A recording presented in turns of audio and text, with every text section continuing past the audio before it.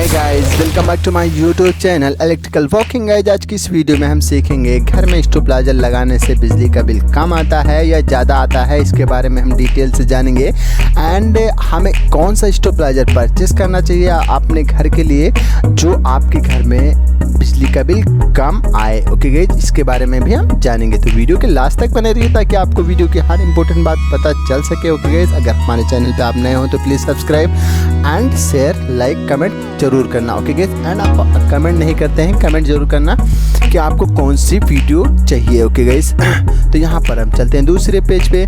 यहाँ पर हम जानेंगे स्टेबलाइजर के बारे में। ओके गाइस, तो स्टेबलाइजर हम ले लेते हैं। तो गाइस, स्टेबलाइजर कई प्रकार के आते हैं, कई बॉडी में आते हैं। ये आपको नहीं देखना है कि कौन सी बॉडी में स्टेबलाइजर, तो आपको ऑटोमेटिक स्टेबलाइजर के बारे में हम बता रहे हैं। ओके गाइस, तो यहाँ पर क्या है गाइस, ये आपको दो तरीके के ऑटोमेटिक स्टेबलाइजर हैं। यहाँ पर आपको दोनों 5 kV के मिल जाएंगे, इस बॉडी में भी मिल जाएंगे एंड दूसरी बॉडी में भी मिल जाएंगे। तो यहाँ पर एक जो स्टेबलाइजर होता है, इसका काम क्या होता है, तो कि जिसका काम होता है वोल्टेज को रेगुलेट करने का काम करता है। जैसे आपके घर में 180 वोल्ट या मिनिमम वोल्ट आ रहा है, 160, 150, 100 या 300 आ रहा है, तो यहाँ पर वोल्टेज को रेगुलेट करता है एंड ओवर वोल्टेज को प्रोटेक्शन देता है ये स्टेबलाइजर। ओके गाइस, 300 वोल्टेज तक प्रोटेक्शन देता है। अगर बाई चांस आपके घर में 400 वोल्टेज आ रहा है, तो वहाँ पर क्या होता है गाइस, स्टेबलाइजर कई प्रकार के आते हैं। वहाँ पर क्या होता है गाइस, आपको ओवर वोल्टेज प्रोटेक्शन उसमें लगवाना पड़ता है या लगा हुआ होता है। आपको परचेस करने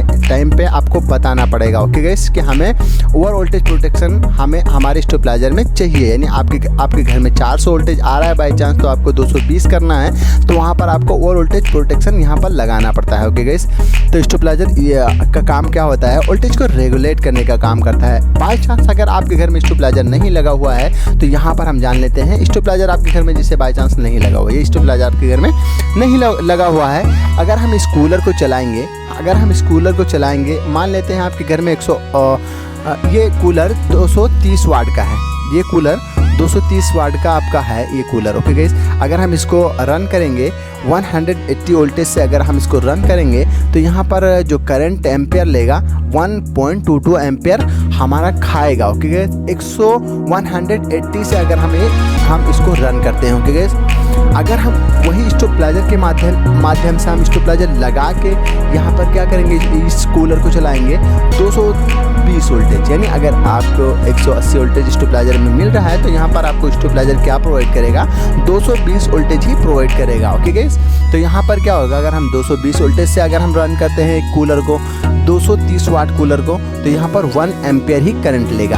अब इस हिसाब से आप जान लेंगे कि अगर आपके घर में 180 वोल्टेज आ रहा है या 150 वोल्टेज आ रहा है, तो आपके यहाँ जो पॉइंट है 1.22 एम्पेयर अब बढ़ जाते हैं, यानी मैक्सिमम बढ़ता रहेगा, यानी ज़्यादा करंट लेगा, तो आपका मीटर भी भागेगा। ओके एंड स्टेबलाइजर लगाने से क्या होता है, स्टेबलाइजर लगाने से आपके जो कंपोनेंट होते हैं घर पे, फैन, टीवी, कूलर, फ्रिज जो होते हैं, ये आपके 100 में से 90% आपको सेव करते हैं। यानी आपको जो स्टेबलाइजर ओवर वोल्टेज का प्रोटेक्शन देता है, तो आपको 220 वोल्टेज ही आपको ये प्रोवाइड करेगा। तो यहाँ पर क्या होता है गाइस, 90% आपको सेफ्टी मिल जाती है इस स्टेबलाइजर को लगाने से गाइस। ओके, तो यहाँ पर आप जानेंगे, सिंपली आप जानते हैं क्या कि स्टेबलाइजर हमारे जो स्टेबलाइजर होते हैं, इनकी जो एफिशिएंसी होती है, यानी हमें कौन सा स्टेबलाइजर को परचेस करना चाहिए जो आपके घर में जो यूनिट होता है कम यूनिट आए। ओके गाइस, तो स्टेबलाइजर कई प्रकार के होते हैं।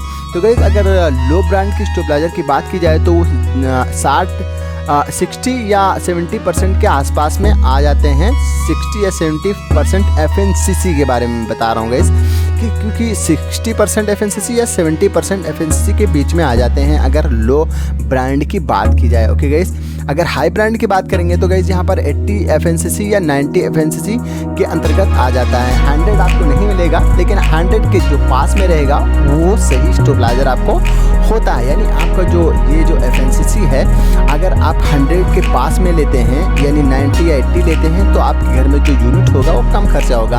अब कैसे कम खर्चा होगा, इसके बारे में भी बता देते हैं। यानी जो एफिशिएंसी होता है क्या होता है, इसके बारे में भी बता देते हैं गाइस। ओके गाइस, तो मान लेते हैं हमारे घर में हमें 1 मंथ में, यानी 1 महीने में 100 यूनिट खर्चा होता है। यानी आपके घर में टोटल जो खर्चा यूनिट का होता है विदाउट स्टेबलाइजर, यानी आपके घर में स्टेबलाइजर नहीं लगा है तो वहाँ पर आपको क्या होगा 100 यूनिट खर्चा हो रहा है। तो आपको यहीं पर पता चलेगा कि आपके घर में स्टेबलाइजर लगाने से यूनिट ज़्यादा आता है या कम आता है। तो ये बात आपको ज़रूर 100% दिमाग रख के सुनना है कि आपके घर में क्या है गाइस, आपके घर में 100 यूनिट खर्च होता है 1 मंथ में। ओके गाइस, तो यहाँ पर क्या होगा गाइस, अगर आप 90% एफएनसीसी का अगर स्टेबलाइजर यहाँ आप यूज करते हैं, यानी आपके घर में ऑब्वियसली स्टेबलाइजर लगा हुआ होता है, तो आप अगर 90% का स्टेबलाइजर आप 90 एफएनसीसी का स्टेबलाइजर आप अगर यूज कर रहे हैं तो यहाँ पर क्या होगा गाइस 110 यूनिट आपके घर में पर मंथ